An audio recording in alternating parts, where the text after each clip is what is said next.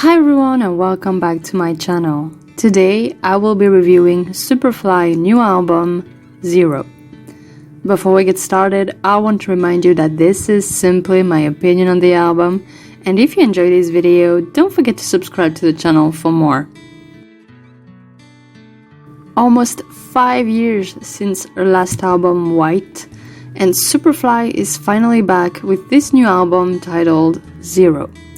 A fresh start in her career with lots of new challenges and a music style change that is quite significant. But does it work? The answer for me is yes. 100% yes. Zero is an album that I was a bit anxious about because ever since 2018, Superfly has come back in a very different headspace that she used to be in. I mean, after all, she had some troubles with her health. Then she decided to take a bit of time in between to release songs that feel closer to her state of mind. And then we got 3 singles. We got Bloom first, Gifts, and Ambitious throughout 2018 to 2019, and finally this new album. And at first, I gotta say her new musical direction didn't feel quite as appealing to me as it used to be, especially with the single Bloom. But I took my time and I finally understood where she was coming from. And you know, when the other singles came out and all of these new songs happened, I realized that she was simply reinventing herself, creatively speaking. And especially now with this album, she's 100% in charge, as this is the first album that she has entirely written. And this is amazing, honestly. Like, she composed songs before, but this album is entirely composed by her, and I think it really gives us the 2.0 version of Superfly in all of its glory.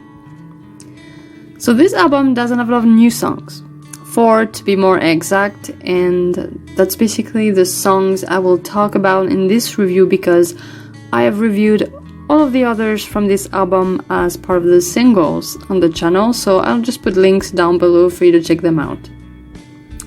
So, these 4 new songs, first we have Flare, which is used in a Asadora, which is basically a long-running Japanese type of TV show that you get every morning for 15 minutes for a month.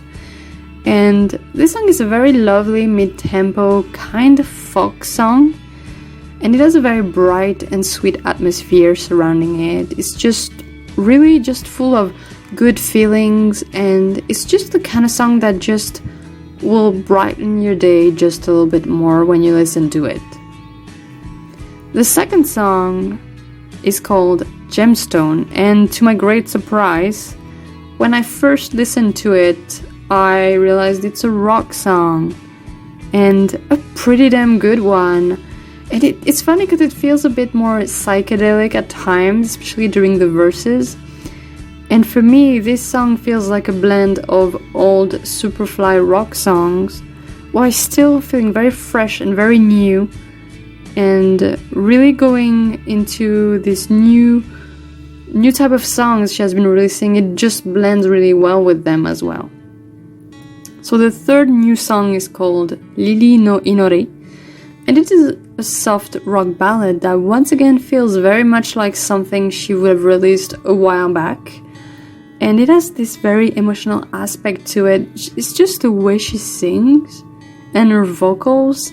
They are very deep and raw at times, and it makes this ballad very intriguing. Finally, the fourth new song is called Sandy, and it has a totally different vibe from the rest of it because this song is very peculiar and it has a lot of flavor to it. And you know, when you hear the intro especially, it makes you think it's gonna go a certain way, and it kinda does, but during the choruses it really has this very fanfare-like melody to it that really gives it a very strong rhythm. But the verses are actually a lot softer and mysterious, and that really gives a duality to the song that is very enticing to me. So now that I've talked about the new songs, what about the album?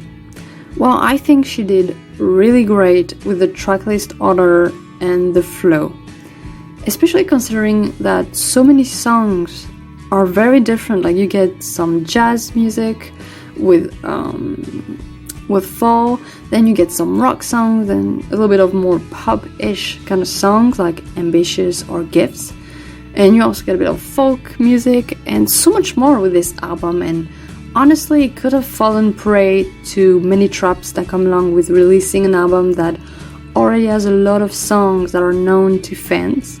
But I think it did really well because it allows you to have enough time to breathe in between the very dynamic songs and the slower songs, while also reminding us that Superfly is kind of still the same. You know, she's just evolving. And I like that. I like that because it's not a 360 turn when it comes to the music style. It feels very natural, like almost obvious now that she's in charge of everything, that this is the way she wants to go. And on this note, I gotta say, another thing that really impressed me with this album is that this one really showcases her talent as a songwriter really well. I mean, it kind of feels like a portfolio of everything she can do, not only as a singer, but also as someone who writes all of her lyrics and composes for the first time an entire album. And that took time to be done. It's not just a skill you just acquire just like that. Composing can be very difficult and not everyone likes to do it. But I'm glad she really took up that challenge because all the songs feel personal and genuine, and I think she just succeeded really well.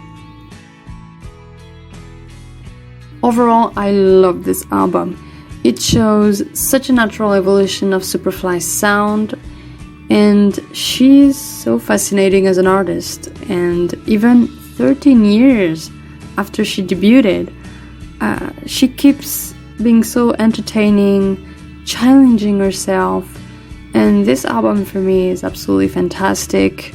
It feels so good to have her back on a full album, and I highly recommend this one, and that is why I'm going to give it 5 stars. Thank you for watching. Don't forget to tell me what you think of the album down below, and I'll see you next time.